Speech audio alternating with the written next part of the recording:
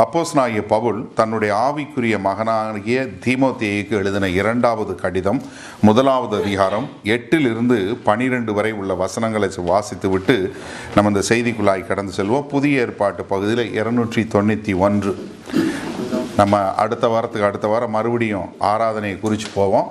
அதற்கு முன்பாக இந்த ஒரு வாரம் இது ஒன் ஆஃப் மெசேஜ். ஓகே, 2 தீமோத்தேயு 2 Timothy chapter 1 verse 8 to 12 வாசிப்போமா? ஆகையால் நம்முடைய கர்த்தர் பற்றிய சாட்சியை குறித்தாவது அவர் நிமித்தம் கட்டப்பட்டிருக்கிற என்னை குறித்தாவது நீ வெட்கப்படாமல் தேவ வல்லமைக்கு ஏற்றபடி சுவிசேஷத்திற்காக என்னோட கூட தீங்கு அனுபவி. அவர் நம்முடைய கிரியைகளின்படி நம்மை ரட்சிக்காமல் தம்முடைய தீர்மானத்தின்படியும் ஆதி காலம் முதல் இயேசு கிறிஸ்துவுக்குள் நமக்கு அருளப்பட்ட கிருபையின்படியும் நம்மை ரட்சித்து பரிசுத்த அழைப்பினாலே அழைத்தார். நம்முடைய இரட்சகராகிய இயேசு கிறிஸ்து பிரசன்னமானதினாலே அந்த கிருபை இப்பொழுது வெளிப்படுத்தப்பட்டது. அவர் மரணத்தை பரிகரித்து ஜீவனையும் அழியாமையும் சுவிசேஷத்தினாலே வெளியரங்கமாக்கினார்.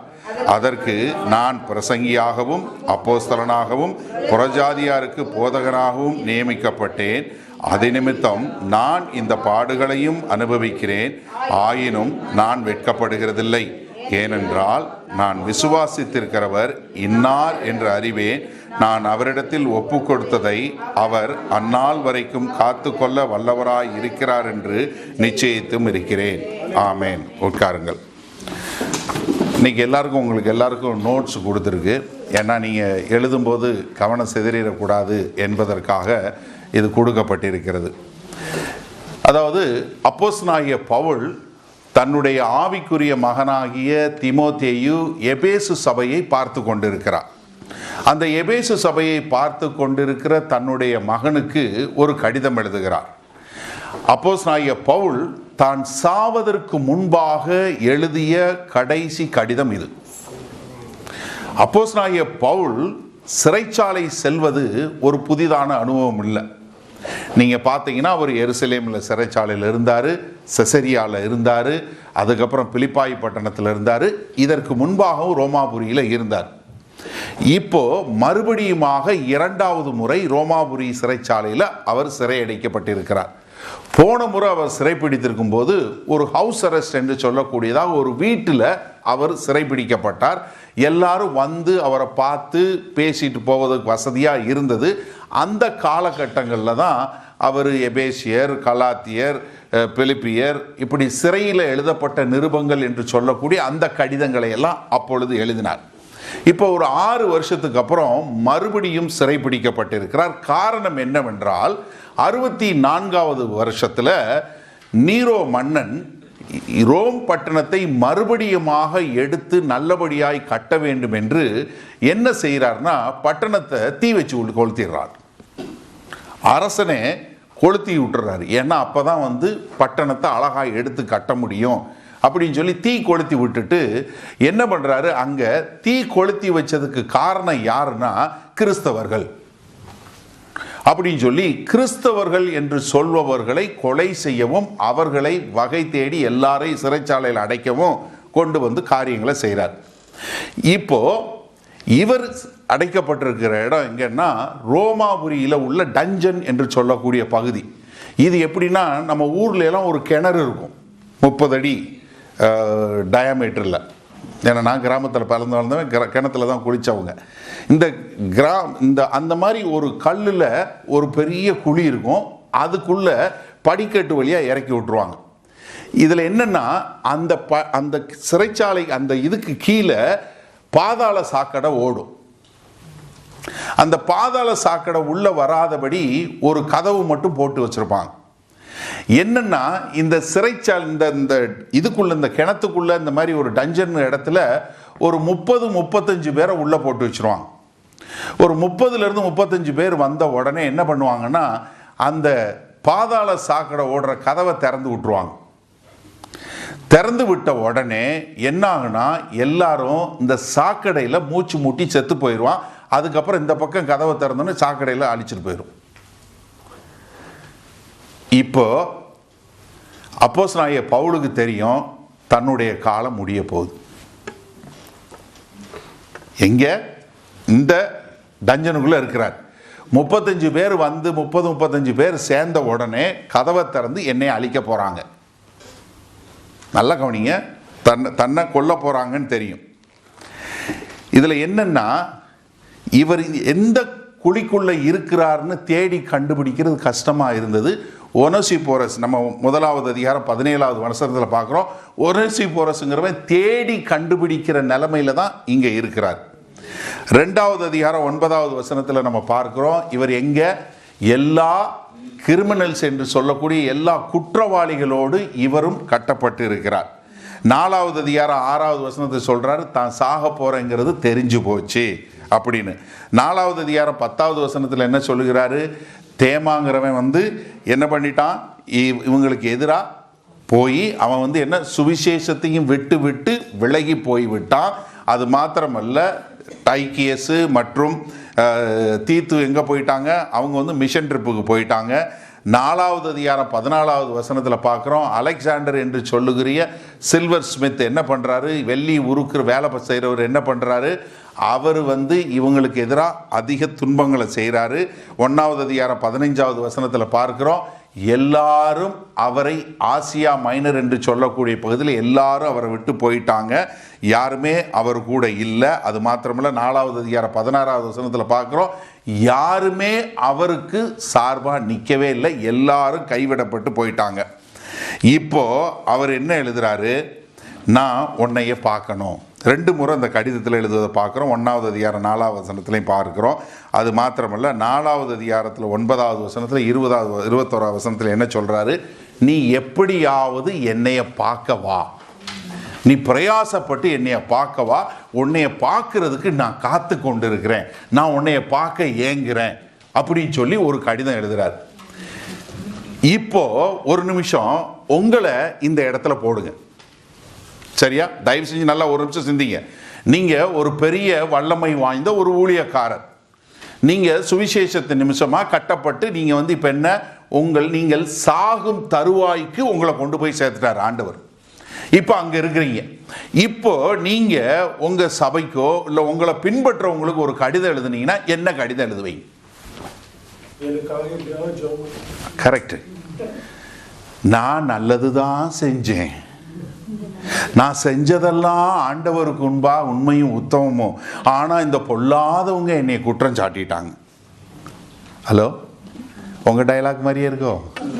நம்ம இப்படித்தானே சொல்லுவோம், நான் ஆண்டவருக்கு முன்பாக உண்மையும் உத்தமமாய் வாழ்ந்தேன், நான் எந்த ஒரு பொல்லாப்பும் அறியேன், நான் இப்படி வாழ்ந்தேன் அப்படி வாழ்ந்தேன்னு சொல்லி நம்ம எழுதுவோம். இல்லை எனக்காக நீ பூரா உபவாசம் இருந்து ஜெபம் பண்ணு, இல்லை ஏதாவது இருந்துன்னு தானே சொல்லுவோம்.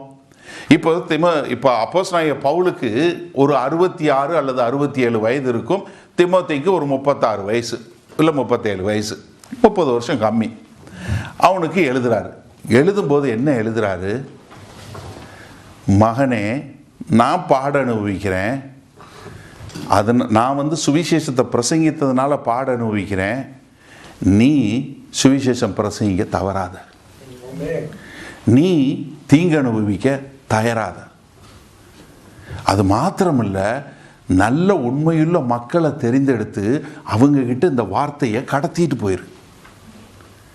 என்ன ஒரு ஆழமான ஒரு கடிதம், யோசிச்சு பாருங்க. அதனால தான் உங்களை எல்லாரும் இந்த கடிதத்தை வாசிக்க சொல்லிட்டு வந்தேன். 93 வசனம் 4 அதிகாரமாக பிரிச்சிருக்கிறோம். யோசிச்சு பாருங்க, ஒரு சிறைச்சாலையில் தான் சாகும் தருவாயில் இருக்கும்போது, நான் நல்ல ஓட்டத்தை ஓடினேன், போராட்டத்தை முடிச்சு விட்டேன், நான் ஆண்டவர்கிட்ட போய் சேர போறேன், நான் அந்த தேகத்தை விட்டு பிரியும் காலம் வந்துருச்சு அப்படின்னு எழுதும்போது ஒரு கடிதம் எழுதக்கூடிய அப்போஸ்தலர் எப்படி எழுதுகிறார்? தயவு செய்து சிந்திச்சு பாருங்க. இந்த நாட்கள்ல ஒரு சத்தான தேவ வசனத்தை போதிக்கிறவர்களும் அதை கேட்கிறவர்களும் குறைந்து கொண்டே போகிற காலம். எல்லாம் என்ன, எதற்காக நான் பிடிக்கப்பட்டேன், எதற்காக என்னை அழைத்திருக்கிறார், நான் எப்படிப்பட்ட சுவிசேஷத்தை பிரசங்கிக்க அழைக்கப்பட்டிருக்கிறேன் என்பதை தவறிவிட்டு இன்றைக்கு ஆசீர்வாதம், இந்த மாசத்துக்கு ஒரு வாக்குத்தத்தம், வாரத்துக்கு ஒரு வாக்குத்தத்தம் அப்படின்னு சொல்லக்கூடிய ஒரு பரிதாபமான நிலையில கிறிஸ்தவம் போய் கொண்டிருக்கிறது. நன்றாக சிந்திச்சு பாருங்க.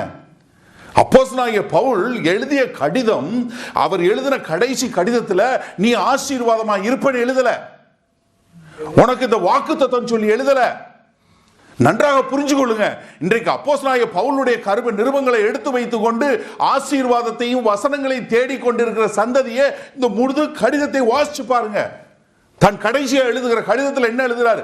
நான் சாக போறேன். எதன் நிமித்தம்? சுவிசேஷத்து நிமித்தம். என்ன ஒரு காரியம்!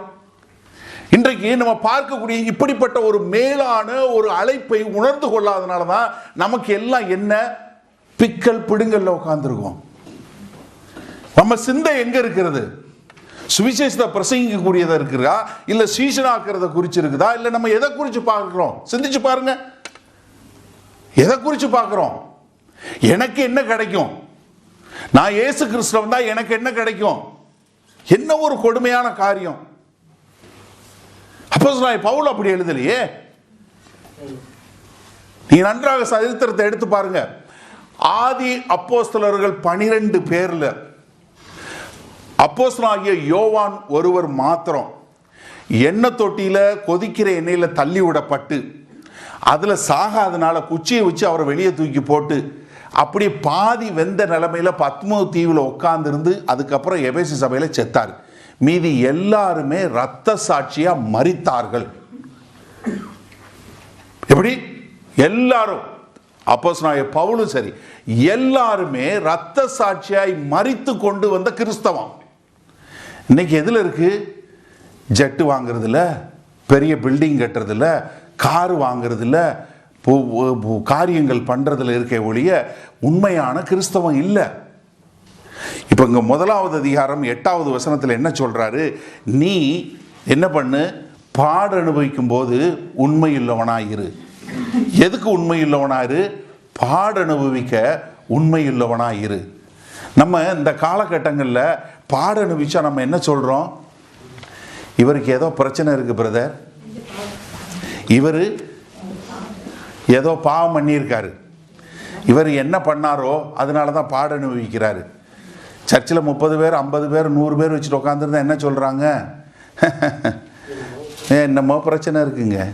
1000 பேர் இருந்தால் அந்த சர்ச்சு தாங்க சரி. 500 பேர் இருக்கணும், 1000 பேர் இருக்கணும் கிடையாது. தன்னால புரிஞ்சு கொள்ளுங்க. அது 1000 பேரோ 100 பேரோ 10,000 பேரோ, நீங்க கிறிஸ்துவை பின்பற்றுகிறவங்களா? பாட அனுபவிக்கும் போது உண்மை இல்லவங்களா இருக்கிறீங்களா? நீங்கள் செய்யாத குற்றத்திற்கு, நீங்கள் செய்யாத ஒரு பாவத்திற்காக உங்களை குற்றம் சாட்டும் போது, இல்லை நீங்க கிறிஸ்துவினுடைய நாமத்தின் நிமித்தம் பாட அனுபவிக்கும் போது எப்படி இருக்கிறீங்க? நீங்க உடனே பாட அனுபவிக்க ரொம்ப பெருசா பார்க்காதீங்க. உங்க குடும்பத்தில் நீங்க கிறிஸ்தவனா இருக்கும்போது, என்ன நீ என்ன பெரிய கிறிஸ்தவனான்னு உங்க வீட்டுக்காரர்கள் உங்க மனைவியை சொல்லும் போது, இல்லை நீங்க நீ எல்லாம் என்னத்தை பெருசா ஜெபம் பண்ற, வீட்டில் எனக்கு ஒரு வேலையும் செய்ய மாட்டேங்கிறேன்னு சொல்லும் போது, இல்லை உங்க ஆபீஸ்ல நீங்க போய் வேலை செய்யும் போது நீ எல்லாம் என்ன பெரிய கிறிஸ்தவனா, இதெல்லாம் பாட அனுபவிக்கிறதா? நீ கிறிஸ்தவங்கனால உங்க கூட பேச மாட்டோம்னு சொல்லக்கூடிய காரியம், இதெல்லாம் பாடுதான். இன்றைக்கு நம்ம என்ன பாடுகளை அனுபவிக்கிறோம்? நிறைய பேருக்கு தெரியவே தெரியாது நான் கிறிஸ்தவன், அதனால் நமக்கு அதை பற்றி கவலையே இல்லைங்கிற நிலைமையில் இருக்கீங்களா? சொல்றாரு, நீ பாட அனுபவிக்க எதன் நிமித்தமா? சுவிசேஷத்தின் நிமித்தம் நீ பாட அனுபவிக்க தயங்காத. அப்போ நம்ம என்னன்னா, ஆண்டவர் எதிரிகளை கொண்டு நமக்கு பாடுகளை கொண்டு வரும்போது நம்ம அதற்கு உண்மையுள்ளவர்களாய் இருக்கிறோமா? Are we being faithful in suffering? கிறிஸ்துவின் நிமித்தம் பாட அனுபவிக்கிறோமா? தப்பு செஞ்சு பாட அனுபவிக்க தேவையில்லை. அது பேதுரு ரொம்ப தெளிவாக தன்னுடைய நிருபத்தில் சொல்றாரு. 1 பேதுரு 3வது அதிகாரத்தில் சொல்றாரு, 2வது அதிகார கடைசியிலன்னு சொல்றாரு, நீ தவறு பண்ணி பாட அனுபவிச்சேன்னா அதனால ஒன்றும் கிடையாது, ஆனால் நீ நன்மை செய்து அதன் மூலமாய் பாட அனுபவிச்சால் அது தேவனுக்கு பிரீதியாக இருக்கும் என்று சொல்றார். அப்போ நம்ம எப்படிப்பட்டவங்களா இருக்கணும்? இங்க தீமோத்தேயுக்கு சொல்லும்போது என்ன சொல்றாரு? நீ பாட அனுபவிக்க தயாராயிரு, அதுல உண்மையுள்ளவனாயிரு, அதனால நீ என்ன பண்ணக்கூடாது? கஷ்டப்படக்கூடாது. நீங்க நல்லா யோசிச்சு பாருங்களேன். 2 கொரிந்தியர் 11வது அதிகாரத்துல 23வது வசனத்திலிருந்து 26வது வசனம் வரைக்கும் அப்போஸ்தலனாகிய பவுல் சொல்றாரு, தான் எத்தனை முறை கல்லால் அடிபட்டேன், தான் எத்தனை முறை விலாறுகளால் அடிக்கப்பட்டேன், தான் எத்தனை முறை இது விலாசுகளால் அடிக்கப்பட்டேன், அது மாத்திரமில்லை எத்தனை முறை நான் கப்பர் சேதத்தில் இருந்தேன், எவ்வளவு முறை நான் நிர்வாணத்தில் இருந்தேன், பசியில் இருந்தேன், பட்டினியில் இருந்தேன், உபத்திரவத்தில் இருந்தேன், கள்ளர்களால் கொல்ல, சகோதரர்களால் கொல்ல, எல்லா பாடுகளையும் நான் அனுபவிச்சேன். ஆனாலும் என்னுடைய காரியம் எதை குறிச்சுதான் இருக்குது? கிறிஸ்துவனுடைய சபையை குறிச்சதா இருக்கு. நம்ம எப்படிப்பட்டவங்களா இருக்கிறோம்? பாட அனுபவிக்க தயாரா இருக்கிறோமா? அப்படி பாட அனுபவிக்கும் போது அவர் என்ன சொல்றாரு? நீ சுவிசேஷத்தை பிரசவிக்க பயப்படாத. இதுக்கு ரெண்டு காரியம் இருக்கு. ஒன்று என்னன்னா, ஒன்று சுவிசேஷத்தை பாதுகாத்து கொள்ளணும், இன்னொன்று என்ன பண்ணணும்? அந்த சுவிசேஷத்தை பிரசவிக்கிறவன். ஒரு நாணயத்தினுடைய ரெண்டு பக்கம் போல இந்த பாட அனுபவிக்கும் போது. ஏன்னா இதில் என்ன செய்யக்கூடாதுன்னா, நம்ம இந்த வார்த்தைகளை பார்த்து கொள்ளணும். நீங்க அது 1வது அதிகாரம் 12வது வசனம் வாசிங்க.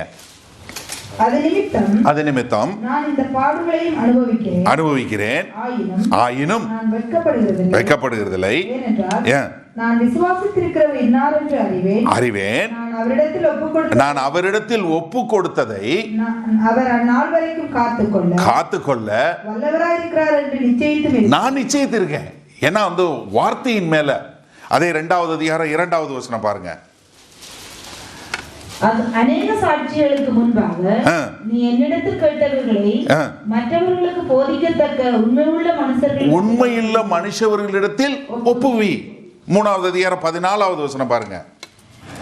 நீ கற்று நிச்சயித்துக் கொண்டவைகளில் நிலைத்திரு. கற்று நிச்சயித்துக் கொண்டவைகளில் நிலைத்திரு. எதுல நீ நிலைச்சிருக்கணும்? நீ கற்றுக்கொண்ட சுவிசேஷம், நீ கற்றுக்கொண்ட தேவனுடைய சத்தியத்துல நீ நிச்சயம் கொண்டு அதுல நீ நிலைத்திரு.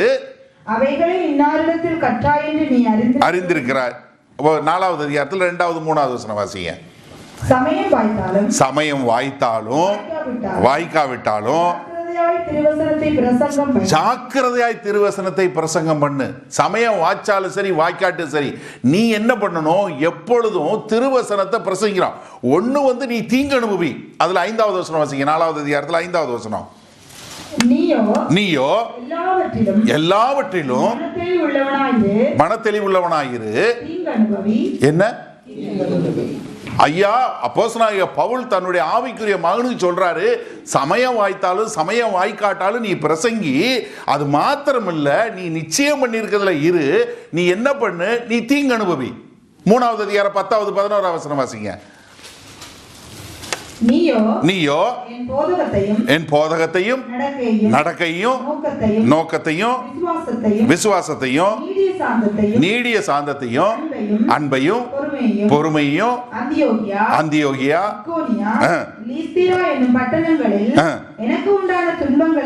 எனக்கு உண்டான துன்பங்களையும் பாடுகளையும் என்னத்தை அறிஞ்சிருக்க? ஆசீர்வாதத்தை இல்ல. ஐயா நான் பட்ட பாடுகள், லிக்கோனியம், லிஸ்திரா, டார்பி, எல்லா பட்டணங்களையும் நான் பட்ட எல்லாவற்றையும் நீ பார்த்திருக்க. அந்த தீங்க நீ பார்த்திருக்கிற. இப்ப 2வது அதிகாரத்தில் 8வது வசனம் வாசிங்க. தாவீதின் சந்ததியில் பிறந்த இயேசு கிறிஸ்து என் சுவிசேஷத்தின்படியே மரித்தோரிலிருந்து எழுப்பப்பட்டவர் என்று நினைத்துக்கொள். இந்த சுவிசேஷத்தின் நிமித்தம் நான் பாதகன் போல கட்டப்பட்டிருக்கேன். இப்ப 2வது அதிகாரத்துல 3வது வசனம் வாசிங்க. அவர் தன்னை குறித்து சொல்றாரு. இப்ப தீமோத்தேயுக்கு மறுபடியும் சொல்றாரு, நீயும் இயேசு கிறிஸ்துவுக்கு நல்ல போர்ச்சகவனாய் தீங்கு அனுபவி. என்ன மறுபடியும் தீங்கு அனுபவி. நீங்க நல்லா கவனிங்க. ஒரு பக்கம் உனக்கு இது வரும்போது, தாக்குதல் வரும்போது நீ என்ன பண்ணு? நீ சுவிசேஷத்தை காத்துக்கொள்ளு, நீ சத்தியத்தை காத்துக்கொள்ளு. இன்னொரு பக்கம் என்ன பண்ணு? அந்த சத்தியத்தை நிமித்தம் நீ என்ன பண்ணிடக்கூடாது? தயங்கிடக்கூடாது. நீ பிரசங்கம் பண்ணு, நீ தீங்கு அனுபவி. சத்தியத்தை காத்துக்கொள்ளு. நீ கற்றுக்கொண்டதை, நீ நிச்சயித்து கொண்டதை, என்னுடைய வாழ்க்கையில பார்த்ததை நீ அறிஞ்சு கொண்டிருக்க. எல்லா ஊர்களையும் எல்லா பகுதியிலையும் நான் பாடுபட்டேன், துன்பப்பட்டேன். ஆனா நீ என்ன பண்ணிடாத? தயங்கிராத. நீ அதை பாதுகாத்து கொண்டு நீ பிரசங்கி. முதல்ல என்ன? நான் உண்மையுள்ளவனா இருக்கணும். 2வது என்ன?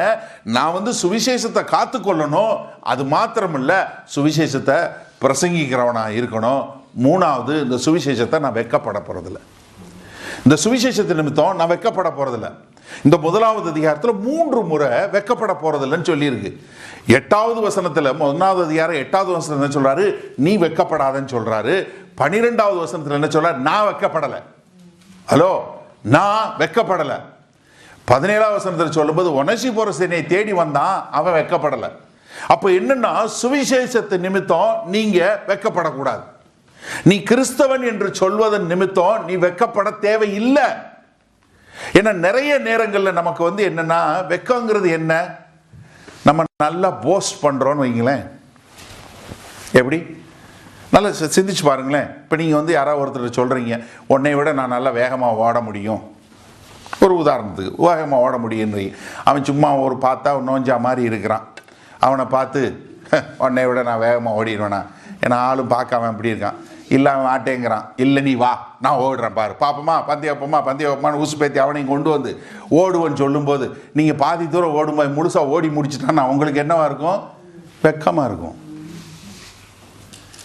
அதுபோல இயேசு கிறிஸ்துவை குறித்து நம்ம சொல்லக்கூடிய நிறைய நேரங்களில் நீங்கள் பாருங்களேன், நீங்கள் இயேசு கிறிஸ்துவை குறித்து நீங்கள் பெருமையாக சொல்லும்போது, ஆண்டவர் இப்படி செய்வார், ஆண்டவர் இப்படி பண்ணுவார்னு சொல்லும்போது, உங்கள் வீட்டில் அது நடக்காத போது நீங்கள் வெட்கப்பட்டது போல தெரியும்.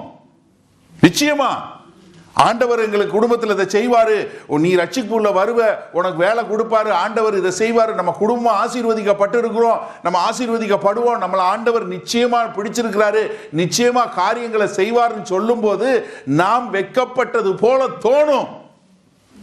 ஆனா இயேசு கிறிஸ்து நிமித்தம் நம்ம வெட்கப்பட்டது குறித்து கவலைப்படவே தேவையில்லை. ஏன்னா ரோமர் 1வது அதிகாரம் 16வது வசனத்தில் அப்போஸ்தலனாகிய பவுல் இதைத்தான் சொல்றாரு.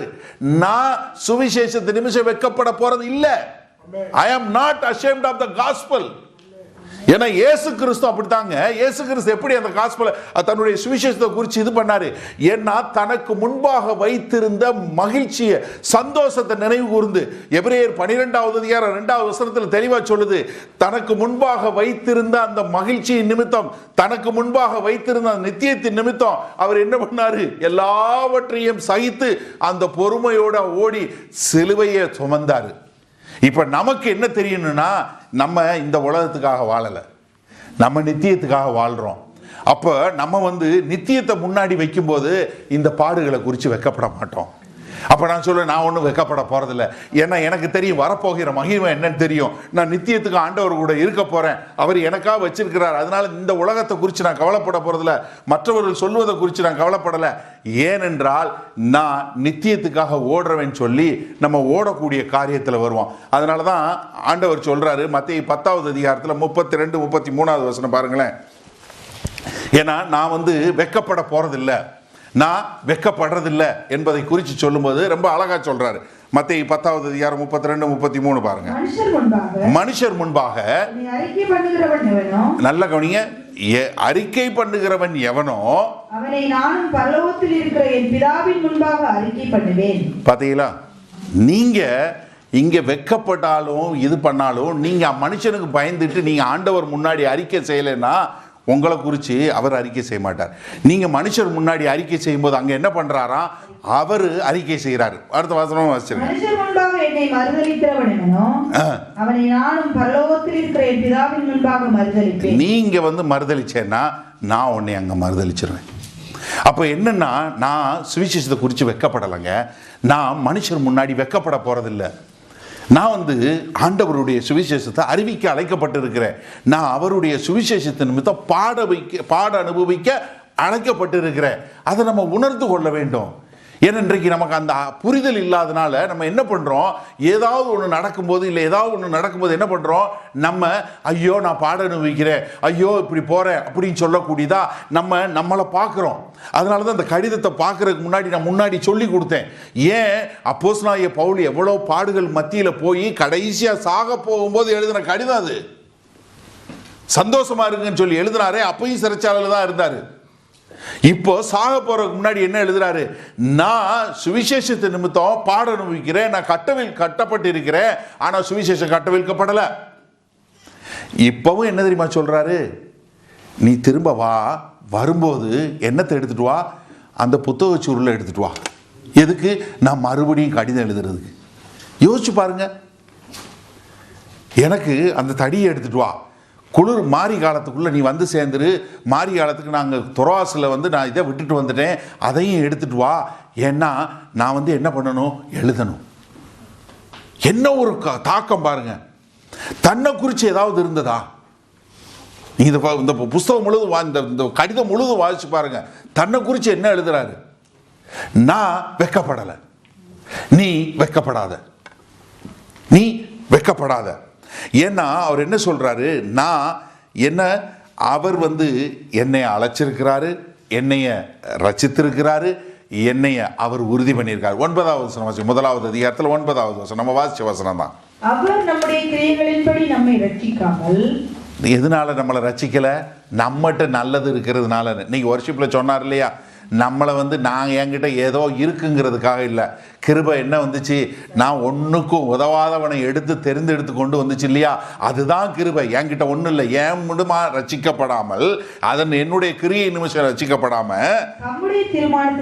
தம்முடைய தீர்மானத்தின்படியும் ஆதிகாலம் முதல் கிறிஸ்து இயேசுவுக்குள் நமக்கு அருளப்பட்ட கிருபையின்படி, அவருடைய கிருபையின்படி என்னை ரட்சித்து கொண்டாரு. அது மாத்திரம் இல்ல, 10வது வசனத்துல அவர் என்ன சொல்றாரு, இயேசு கிறிஸ்து பிரசன்னமானதினாலே கிருபை இப்பொழுது வெளிப்படுத்தப்பட்டது. அவர் மரணத்தை பரிகரித்து ஜீவனையும் அழியாமையும் வெளியரங்கமாக்கினார். என்ன, என்னைய என்கிட்ட இருந்ததுனால ரட்சிக்கப்படல, நான் ஒண்ணுக்குமே உதவாத என்னை ரட்சித்தாரு, அதனால நான் இந்த சுவிசேஷத்தை குறித்து வெக்கப்படல. ரெண்டாவது என்னன்னா, நான் இப்படி இருக்கிறதுனால நீ நினைச்சிராத ஏதோ நான் நல்லவன்னு, என்கிட்ட ஒண்ணுமே இல்லை, அவருடைய கிருபை நிமித்தம் தான் நான் ரட்சிக்கப்பட்டேன். அதனால தான் நான் வந்து 11வது வசனம் சொல்லும்போது என்ன, நான் இதற்காக அழைக்கப்பட்டிருக்கிறேன். I been appointed. எதுக்காக என்னை எதுக்காக அவர் இது பண்ணியிருக்கிறாரு, என்னை எப்படி அப்பாயிண்ட் பண்ணியிருக்காரு? 11வது வசனம் வாசிங்க. அதற்கு நான் பிரசங்கியாகவும் அப்போஸ்தலனாகவும் நியமிக்கப்பட்டேன். 3 காரியம் சொல்றேன். நான் அப்போஸ்தலன், நான் பிரசங்கி, நான் போதகன். 3 விதமான அழைப்புகளை நான் அழைக்கப்பட்டிருக்கிறேன். என்னுடைய பிரதான அழைப்பு என்ன, நான் பிரசங்கம் பண்ணணும். ஹலோ, கிறிஸ்தவங்களா இருக்கிற ஒவ்வொருத்தருமே அழைக்கப்பட்ட மக்கள். இங்க இருக்கிற எல்லாருமே அழைக்கப்பட்ட மக்கள். மேபி உங்களுக்கு வந்து இங்க நின்று பிரசங்கம் பண்ண முடியாம இருக்கலாம். என்ன, நிறைய பேர் இந்த வெக்கப்படுறோன்னு உடனே ஐயோ ஒரு 2 லைன் சொல்லணும், இந்த டிராமால எதுலையாவது சொல்லணும். பாருங்க, வீட்டில் எல்லாம் சர்வசாதாரணமாக அடித்து தூள் கிளப்பி எல்லாம் சொல்லுவீங்க. இங்கே வந்து முன்னாடி நின்று மைக்கை கொடுத்தவொடனே ஒரே ஆட்டம், தித்து. பக்கத்தில் வந்து இந்த பிள்ளைங்க ஒரு சில நேரத்தில் சொல்லும்போது பார்த்தீங்களா, டீச்சர் சண்டே ஸ்கூல் டீச்சர் கூட சொல்லுவாங்க, அது சொல்லுன்னா அப்படியே நின்று போயிடும். என்ன, உங்களையும் இப்போ கூப்பிட்டு ஒரு வசனத்துக்கு வந்து மனப்பாடமாக சொல்லுங்கன்னு சொன்னால் என்ன வரும்? அது அதே இது முடிஞ்சது வெளியே போனது என்ன வரும்? அது சரளமாக வரும். அப்போ நம்ம புரிஞ்சுக்கொள்ளணும் என்னென்னா, நான் ஒவ்வொருத்தருக்கும் ஒரு அழைப்பு.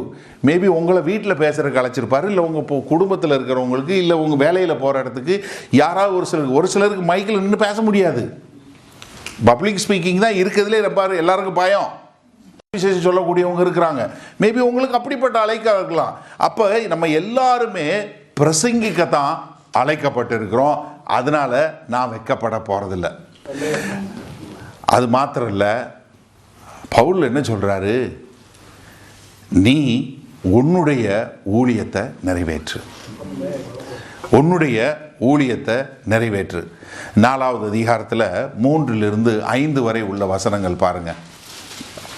4வது, ஏனென்றால் அவர்கள் ஆரோக்கியமான உபதேசத்தை பொறுக்க மனதில்லாமல். இப்ப சரியான காலகட்டம். இந்த காலகட்டத்தில் பார்த்தீங்கன்னா ஆரோக்கியமான உபதேசத்துக்கு ஆளுங்க கிடையாது. நீங்க பாருங்க, ஆரோக்கியமான உபதேசங்கிறதே இல்லை. எல்லாம் என்ன, இங்க ஒரு வசனம், அங்க ஒரு வசனம், அங்க ஒரு வசனம், இங்க ஒரு வசனம் எடுத்து வச்சு போயிட்டு வா, நல்லா இரு, நீ ஆசீர்வாதமா இருப்ப, உன்னோட பெஸ்ட் லைஃப் இப்பதான், போயிட்டு வா. எப்படி ஆரோக்கியமான உபதேசத்தை கேட்க மனமில்லாமல் செவித்தன உள்ளவராகி தங்கள் சுய இச்சைகளுக்கேற்ற தங்கள் சுய இச்சைகளுக்கு ஏற்ற போதகர்களை தங்களுக்கு திரளாக சேர்த்துக் கொண்டு, ஆமா, எங்களுக்கு என்ன கேட்கணும்னு நினைக்கிறோமோ அதை சொல்ற சபைக்கு தான் நாங்க போவோம். கண்டிச்சு உணர்த்தினீங்கன்னா நாங்க அந்த சபைக்கு போயிடுவோம். எப்படி நீங்க உபதேசிக்கிறது எப்படி உபதேசிக்கணும்?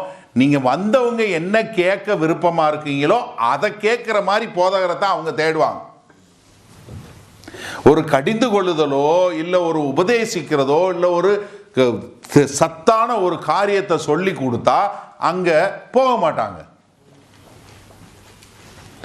இப்ப இதே நம்ம சபையிலையும் உட்காந்து ஆசீர்வாதம்ன்றதுல அடிச்சு பாட்டுன்னு அந்த சட்டம் கூடிக்கிட்டே தான் இருக்கும். கர்த்தர் உன்னை இடங்கொள்ளாமல் ஆசீர்வதிப்பார், நீ போகையிலும் ஆசீர்வாதமாய் இருப்பாய், தேவ ஆசீர்வாதம் உங்கள் மேல் கடந்து வருவதாக, தேவன் உன்னை முத்திரை மோதிரமாக வைப்பார். நல்லா சொல்லுங்க பாஸ்டர், என்ன சொல்லுங்க, நல்லா இருக்கு பாத்தீங்களா? நல்லா அப்படி அப்படி இன்னும் மேல, நீ மனம் திரும்பு. பக்கத்தில் இருக்கவருக்கு சொல்றாரு.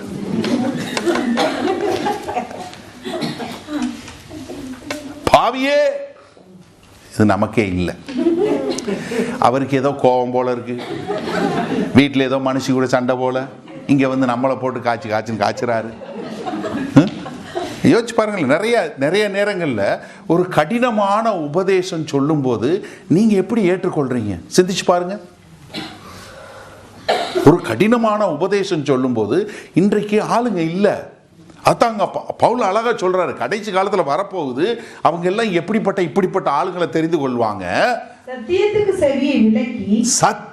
செவியை விலக்கி. இப்ப நல்லா கவனிங்க, சத்தியங்கிறது என்ன? நீ இயேசு கிறிஸ்துவின் நாமத்தின் நிமித்தம் பாட அனுபவிச்சாலும் நீ வெட்கப்படாம நீ பிரசங்கின்னு சொல்லக்கூடிய இந்த சத்தியத்துக்கு விலகி கட்டுக்கதைகளுக்கு சாய்ந்து போகும் காலம் வரும். ஒரு சில செய்திகளை கேட்கும் போது என்ன வருது? இயேசு கிறிஸ்து எங்க இருக்காரு தேடி தான் கண்டுபிடிக்க வேண்டியிருக்கு. அந்த செய்தியிலே ஒரு வசனத்தை எடுத்துக்கிட்டு அப்படி இங்கே நடந்துக்கிட்டு இப்படியே மச்சான் பேசினா மைக் போயிருச்சா? நம்ம போட்ட ஆட்டத்தில் மைக் போயிருச்சு.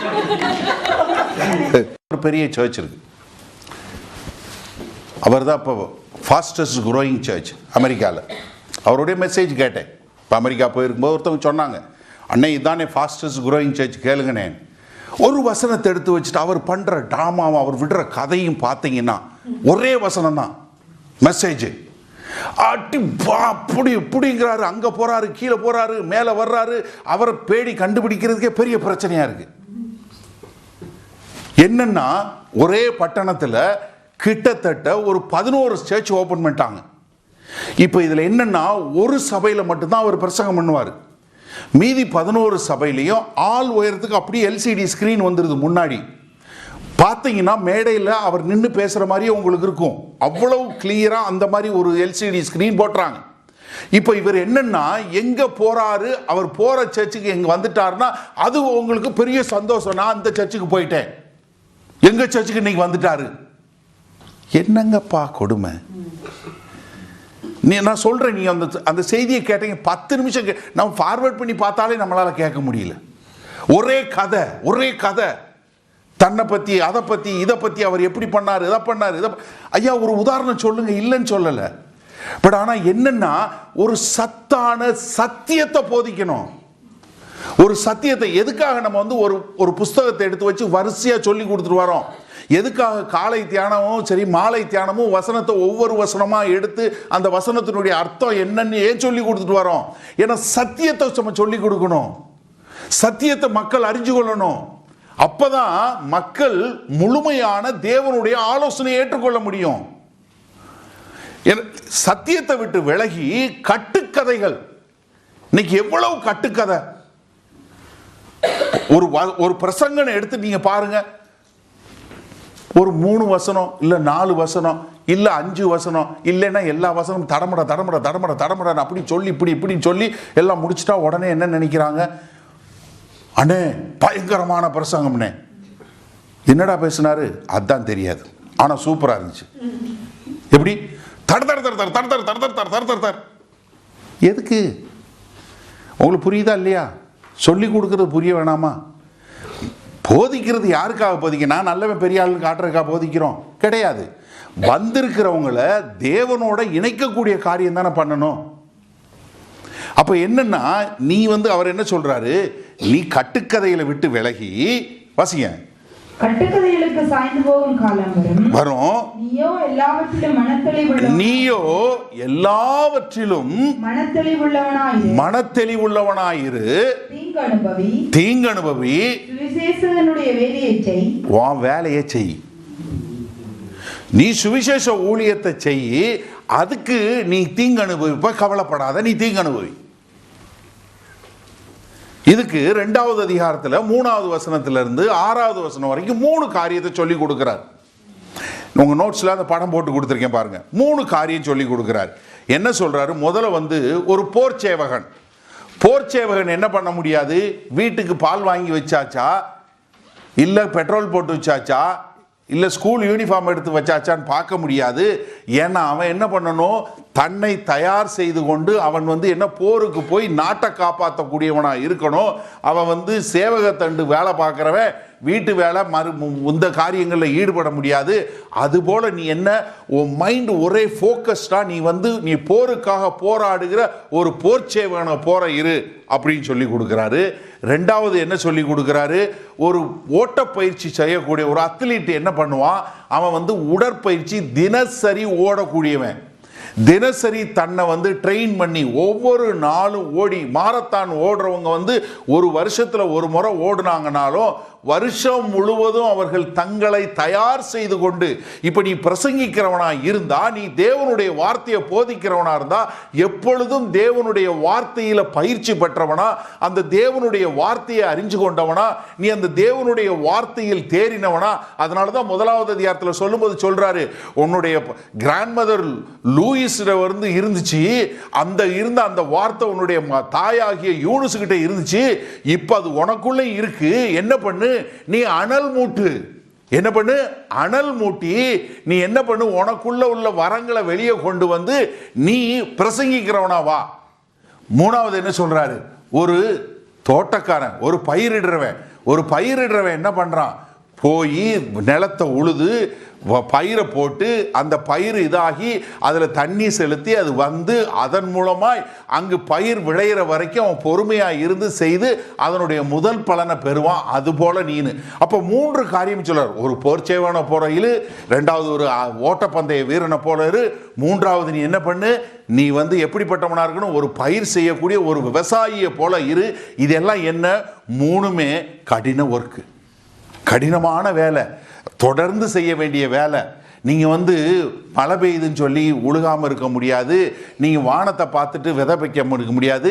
நீங்க உங்க வேலையை செய்யணும். மழை பெய்யுதுங்கிறக்காக போருக்கு போகாம இருக்க முடியாது. நீங்க எப்படி அத்லீட்டுங்கிறவன் மழைக்காக இருக்க முடியாது. எதை சுத்தியும் நான் எதை பத்தியும் பார்க்காம என் வேலையை நான் எப்பவும் செஞ்சு கொண்டே இருக்கணும். அதைத்தான் இங்க சொல்லும்போது 1வது அதிகாரம் 13-14 பாருங்களேன். அந்த வசனம் வாசிங்களேன். அந்த வசனம் நான் வாசிக்கவே இல்லை. நீ கிறிஸ்து இயேசுவை பற்றி விசுவாசத்தோடும் அன்போடும் என்னிடத்தில்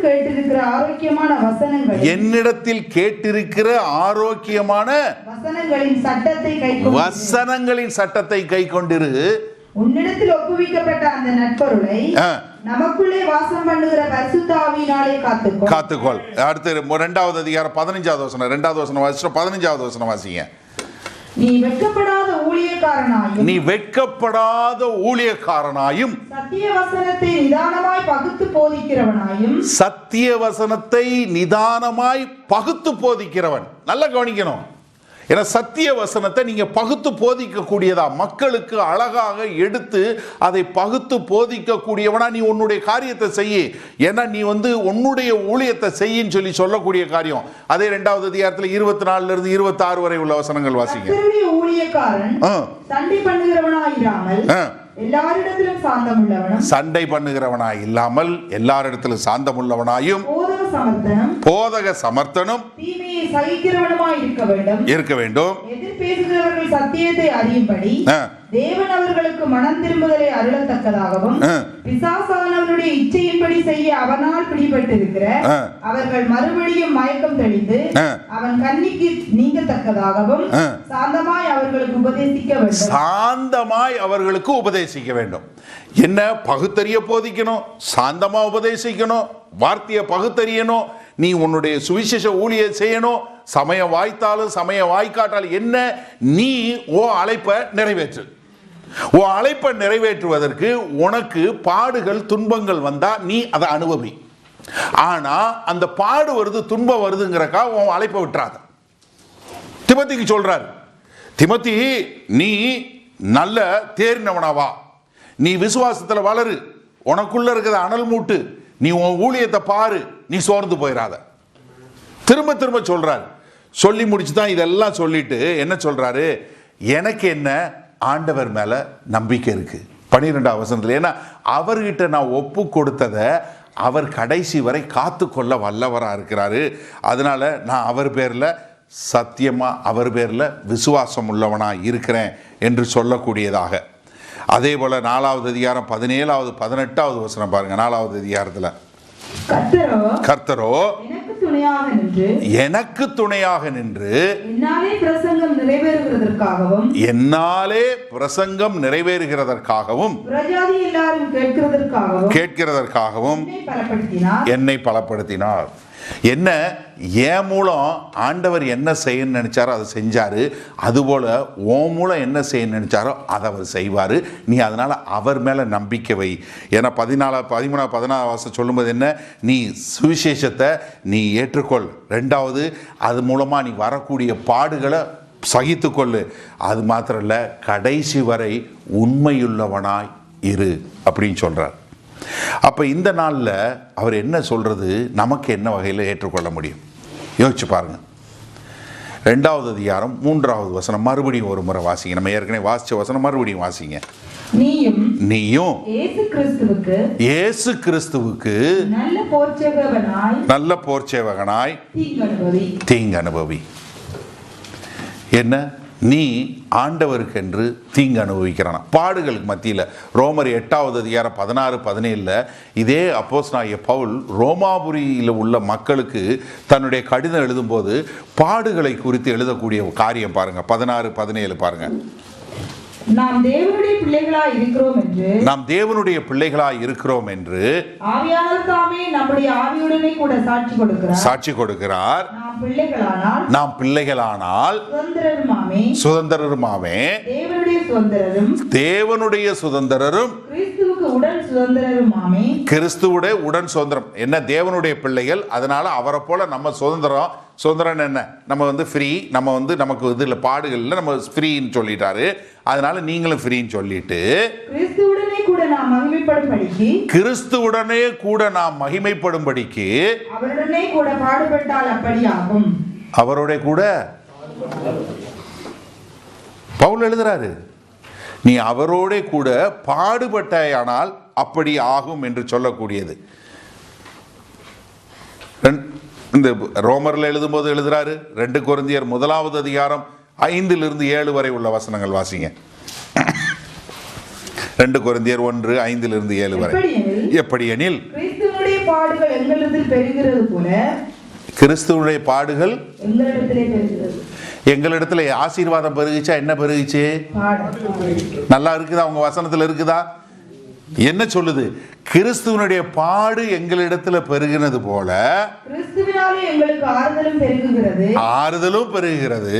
அதனால் நாங்கள் உபத்திரவப்பட்டாலும் உங்கள் ஆறுதலுக்கும் ரட்சிப்புக்கும் ஏதுவாகும். நாங்கள் ஆறுதல் அடைந்தாலும் ஆறுதலுக்கும் ரட்சிப்புக்கும் ஏதுவாகும். நாங்கள் பாடுபடுகிறது போல நீங்களும் பாடுபட்டு சகிக்கிறதுனாலே,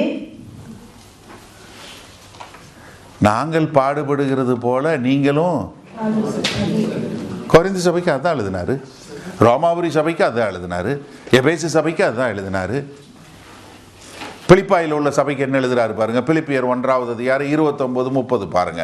அதாவது இந்த பாடு அனுபவிக்கிறது சுவிசேஷத்தை நிமித்தம் சுவிசேஷத்தை பிரசங்கிக்கிறது நிமித்தம் நீங்க பாடுபடும் போது எப்படி தேவனுடைய மகிமையில பங்கு பெறுவீங்கன்னு சொல்லக்கூடிய காரியம். ஏனெனில் கிறிஸ்துவினிடத்தில் விசுவாசிக்கிறதற்கு மாத்திரமல்ல, கிறிஸ்துவனிடம் விசுவாசிக்கிறதுக்கு மாத்திரமல்ல, அவர் நிமித்தமாக பாடுபடுவதற்கு உங்களுக்கு அருளப்பட்டிருக்கிறது. என்ன அருளப்பட்டிருக்கிறது? அவர் கூட சேர்ந்து பாடனுவிக்க உங்களுக்கு அருளப்பட்டிருக்கிறது. நீங்கள் என்னிடத்திலே கண்டதும் எனக்கு உண்டென்று இப்பொழுது கேள்விப்படுகிறதுமான போராட்டமே உங்களுக்கும் உண்டு. போராட்டமே உங்களுக்கும் உண்டு. என்ன பாடு உண்டு, போராட்டம் உண்டு. இது எல்லா கடிதத்திலும் இருக்கு. அப்ப என்னன்னா சுவிசேஷத்து நிமித்தம் நம்ம பாடுகளை அனுபவிக்க வேண்டியிருக்கும். ஏன்னா அப்போஸ்தலனாகிய பவுல் என்ன சொல்றாரு, எனக்காக என்னுடைய தேவனாகிய என்னுடைய இரட்சகராகிய இயேசு கிறிஸ்து பாடுபட்டார், அதனால நான் பாடுபடுறேன். சிலுவை சுமந்தோராய் சீசனாவோன்றது சும்மா வார்த்தை கிடையாது. நல்லா புரிஞ்சுக்கொள்ளுங்க. அந்த சிலுவை தான் என்னை ரட்சித்தது, அந்த கிருபை தான் என்னை ரட்சித்தது, கிறிஸ்து தான் என்னை ரட்சித்தாரு. அந்த ரட்சிப்புக்கு பாத்திரமான நடக்கணும். பவுலாத்தான் சொல்றாரு, எனக்காக இயேசு கிறிஸ்து சிலுவையில மரிச்சாரு, அதனால நான் அவருக்காக நான் பாட அனுபவிக்கிறேன். தீமோத்தேயுவே என்னுடைய ஆவிக்குரிய மகனே, நீயும் பாட அனுபவிக்க ஆயத்தமாறு, நீ தீங்கு அனுபவி. ஏன்னா எனக்காக அவர் பட்டாரு, நான் பாடுபட்டேன், இப்ப நீ பாடுபடு. ஆனா இதுல என்ன ஒரே ஒரு காரியம்னா, நீங்க தனியா பாடுபட போறதில்லை. நீங்க தனியா பாடுபடல. ஏன்னா உங்க கூட கிறிஸ்து எப்பவுமே கூட இருக்கிறாரு. இதற்கு முன்பாக அநேகர் பாடுபட்டாங்க. இப்பவும் இயேசு கிறிஸ்துவினுடைய நாமத்தின் நிமித்தம் நிந்தையை அனுபவிக்கிறவர்கள் அதிகம். முன்ன காட்டிலும் இப்பதான் அதிகம். இனி வருகிற நாட்கள்லையும் பாடுகளை அனுபவிப்பாங்க. நம்ம கையில வேத புஸ்தகத்தை கொடுப்பதற்கு அநேகர் உயிர் தியாகம் செய்ததுனால தான் இன்னைக்கு நம்ம கையில வேத புஸ்தகமே இருக்கு. இல்லைன்னா நம்ம கிட்ட பைபிளே இருக்காது. அநேகர் அனுபவித்த பாடு, அப்படிப்பட்ட பாடு அனுபவிக்கும் போது என்னன்னா, அவர்கள் தங்களுடைய பாடுகளை தங்கள் மட்டும் அனுபவிக்கல. அவங்க ஏன் அவங்களால அனுபவிக்க முடிஞ்சது காரணம் என்னன்னா, அவங்க தங்களுடைய சொந்த நோக்கத்திற்காக, தங்களுடைய சொந்த தரிசனத்திற்காக பண்ணல. ஊழியம் எதுக்காக பண்ணலன்னா, தங்களுடைய ராஜ்யத்தை கட்டணும், நான் பெரிய சர்ச்சு கட்டணும், நான் பெரிய பில்டிங் கட்டணும், நான் பெரிய இது வைக்கணும்னு சொல்லி தங்களுடைய சொந்த நோக்கத்திற்காக ஊழியத்துக்கு வரல. அவர்கள் எல்லாம் பார்த்தது யாரு? கிறிஸ்துவை பார்த்தார்கள். அவங்க என்ன பண்ணல, நான் பெரிய சக்சஸ்ஃபுல் பாஸ்டர், நான் தான் இருக்கிறதுல பெரிய அப்பாட்டக்கர் சொல்றதுக்காக அவங்க வரல. அது மாத்திரமல்ல, நான் ஒரு பெரிய காரியத்தை அச்சீவ் பண்ணணும், நான் இப்படி ஒரு காரியத்தை அச்சீவ் பண்ணணும், நான் அப்படி ஒரு ஸ்டேட்டஸ்க்கு வரணும்னு சொல்லி அவங்க பண்ணல. அவங்க பட்டதெல்லாம் இயேசு கிறிஸ்துனுடைய நிந்தையை பார்த்தாங்க, இயேசு கிறிஸ்துனுடைய ரத்தத்தை பார்த்தாங்க, இயேசு கிறிஸ்துனுடைய சிலுவையை பார்த்தாங்க, அவர் பட்ட பாட பார்த்தாங்க. அந்த பாடோட ஒப்பிடும்போது அந்த சுவிசேஷத்துக்காக நான் படுகிற பாடு ஒன்றுமில்லை என்று சொல்லி ஓடக்கூடியவங்களா இருந்தாங்க. அப்ப நான் பாடும்போது என்ன பண்ணுவேன்னா, பாடுபடும் போது நான் தனியா பாடுபடல, என் கூட கிறிஸ்து இருக்கிறாரு. நம்ம எல்லாருக்கும் தெரிஞ்ச காரியம். அப்போஸ்தலர் நடவடிக்கை 9வது அதிகாரத்துல சவுல் கிறிஸ்தவர்களை துன்பப்படுத்தும் போது ஆண்டவர் கேட்கிறாரு, சவுலே சவுலே நீ ஏன் கிறிஸ்தவர்களை துன்பப்படுத்துறன்னு கேட்கல. என்ன கேட்டாரு? என்னை ஏன் துன்பப்படுத்துறன்னு கேட்டாரு. அப்ப நீங்க பாட அனுபவிக்கும் போது நீங்க தனியா அனுபவிக்கல, உங்க கூட கிறிஸ்து இருக்கிறாரு. ஏன்னா அவரு அந்த பாட அனுபவிக்கிறாரு. அந்த ஒரு அனுபவத்துக்குள்ள நீங்க வந்துட்டீங்கன்னா சுவிசேஷத்து நிமித்தம் வெட்கப்பட மாட்டீங்க, பாட அனுபவிக்க தயங்க மாட்டீங்க. ஏன்னா நான் தனியா அனுபவிக்கல. அப்ப பவுல் எழுதுறாரு, தீமோத்தேயுவே இப்ப நான் பாட அனுபவிச்சுக்கிட்டு இருக்கேன், நீ என்ன பண்ணிராத, பயந்துராத. 2 தீமோத்தேயு 1:7 அதனாலதான் சொல்றாரு, நமக்கு பயப்படுகிற ஆவியை கொடுக்கல மகனே, நமக்கு பயப்படுகிற ஆவியை கொடுக்கல. 2வது அதிகாரம் 1வது வசனத்துல சொல்றாரு, நீ கிருபையில நல்ல நின்னுக்கோ. 3வது அதிகாரம் 1வது வசனத்துல நீ நல்ல தைரியமாயிரு, நீ பயந்துராத. அதே சமயத்துல வெக்கப்பட்டு போயிடாத. என்ன குறிச்சோ 8வது வசனத்துல சொன்னது போல, என்ன குறித்தோ சத்தியத்தை குறிச்சோ நீ வெக்கப்பட்டு போயிடாத. ஏன்னா நான் வெக்கப்படல, உணர்ச்சி போறசு வெக்கப்படல, அதனால் நீ வெக்கப்பட்டு போயிடாத, நீ தைரியமாயிரு. அது மாத்திரமல்ல, நீ சுவிசேஷத்தை பிரசங்கம் பண்ணு. சுவிசேஷத்தை பிரசங்கம் பண்ணு. சமயம் கிடைச்சாலும் சரி, சமயம் வாய்க்காட்டாலும் சரி, நீ சுவிசேஷத்தை பிரசங்கம் பண்ணு.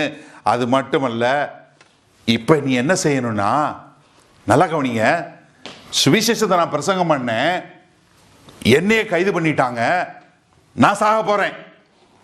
இப்போ நீ அதே சுவிசேஷத்தை பிரசங்கம் பண்ணு, நீயும் சாவ. ஹலோ, நீயும் படனிருப்ப, நீயும் சாவ. ஆனா இன்னொரு காரியம் செய்யணும். என்ன? நான் எப்படி உனக்கு சொல்லி கொடுத்தனோ அதே போல நீ உண்மையுள்ள சில மக்களை தெரிந்தெடுத்து அவங்களுக்கு இந்த வசனத்தை போதிச்சுட்டு வா. ஏன்னா நான் போய் சிலுவையில் நான் போய் மரிச்சதுக்கு அப்புறம் நீ வந்து சாக போற, உனக்கு பின்னாடி கடத்தி கொண்டு வந்து சாகிறதுக்கு ஆளுங்களை தயார் பண்ணு. சும்மா இல்ல, உனக்கு ஊழியங்கிறது ஒரு பக்கம் இல்லப்பா, நீ பிரசங்கம் பண்றது மாத்திரம் இல்ல, உண்மையுள்ளவர்களை 2வது அதிகாரம் 2வது வசனம் நல்லா வாசிச்சு பாருங்க. என்ன? யார் நல்ல உண்மை உள்ளவர்கள் என்று கண்டு அவங்களுக்கு இந்த சுவிசேஷத்தை நீ போதிச்சு கொடு. அவன் அந்த சுவிசேஷத்துக்கு உண்மை உள்ளவனா தேடி கண்டுபிடி, அவனுக்கு நீ இதை சொல்லி கொடு. ஏன்னா நான் செத்து போயிருவேன், அடுத்து பிரசங்கம் பண்ணா நீ செத்துருவ, அதுக்கு பின்னாடி ஆள் வேணும். இதுதான் கிறிஸ்தவம். இன்றைக்கு இந்த சத்தான உணவுகளை போதிக்காதனால மக்களுக்கு கிறிஸ்தவங்கிறத தவறான ஒரு அடையாளத்தை வெளி உலகத்துக்கு காட்டிட்டோம். கிறிஸ்தவன்கிறவன் நான் பாட அனுபவிக்க பிறந்திருக்கிறேன், ஊழிய நிமித்தம் என்ன பாடு வந்தாலும் அதை நான் தாங்கி கொள்ள ரெடி. ஏன்னா நிறைய பேர் சிலுவைக்கு இந்த பக்கத்திலே வந்து நின்றுறாங்க. ஆண்டவர்கிட்ட என்ன கிடைக்கும், ஆண்டவர்கிட்ட என்ன கிடைக்கும்னு. இப்போ நாட்கள் எப்படி ஆயிடுச்சு தெரியுமா? இயேசு கிறிஸ்துவை உபயோகப்படுத்துகிறவர்கள் அதிகமாயிட்டாங்க, கிறிஸ்துவால் உபயோகப்படுத்துகிறவங்க குறைஞ்சிக்கிட்டே போயிட்டாங்க. நீங்கள் எப்படி? நீங்கள் எப்படிங்க இயேசு கிறிஸ்து நிமிஷம் பாட அனுபவிக்க தயாரா? நீங்கள் அடுத்தவங்களுக்கு கடத்தி கொடுக்குறீங்களா? உங்கள் பிள்ளைகளுக்கு சொல்லி கொடுக்குறீங்களா? ஆவிக்குரிய பிள்ளைகளை தெரிந்தெடுத்திருக்கிறீங்களா? யாராவது ஒருத்தருக்கு இந்த வார்த்தைகளை போதிக்கிறீங்களா? பவுல் சொல்றாரு, எவ்வளவு ஒரு அருமையான கடிதம் பாருங்க. ஆவிக்குரிய மகனே தீமோத்தேயுவே, நான் சுவிசேஷத்தை பிரசங்கம் பண்ணேன், கட்டப்பட்டேன், சாக போறேன். ஆனா நீ பிரசங்கம் பண்ணு. அது மாத்திரம் இல்லை, உனக்கு பின்னாடி பிரசங்கம் பண்றதுக்கு உண்மையுள்ள ஆட்களை தெரிந்தெடுத்து அவங்களுக்கு வார்த்தையை கடத்தி செல்லு.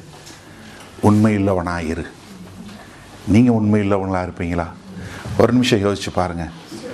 இந்த பாடல் பாடுறோம் நம்ம, சிலுவை சுமந்தோராயின்னு. இன்னைக்கு உங்கள் வாழ்க்கையில் என்ன சிலுவை சுமக்கிறீங்கன்னு எனக்கு தெரியாது. ஆனால் நீங்கள் தனியாக சுமக்கலை, கிறிஸ்து உங்கள் கூட இருக்கிறார். இந்த பாட அனுபவிக்கும் போது நான் தனியாக போகலை. என் குடும்பத்தில், என் பொருளாதாரத்தில், இல்லை என் வேலையில், இல்லை என்னுடைய பிள்ளை, என்னுடைய கணவன், மனைவி, எதுலனாலும் சரி, என்ன கிறிஸ்துவின் நிமித்தம் என்ன பாடு வந்தாலும், என்ன காரியம் வந்தாலும், என்ன வந்தாலும் சரி, என்ன நடந்தாலும், ஆண்டவரே நான் உம்மை பற்றி வாழ்வேன் என்று சொல்லக்கூடியதா நம்ம வாழ்க்கை வாழும்போது நாம் கிறிஸ்துவுக்கென்று மகிமையில் சேர்க்கப்பட்டவங்களாக இருப்போம். இந்த வாழ்க்கைக்கு மாத்திரம் இல்லை, மறுமைக்கும் வாழக்கூடியவங்களாக இருப்போம்.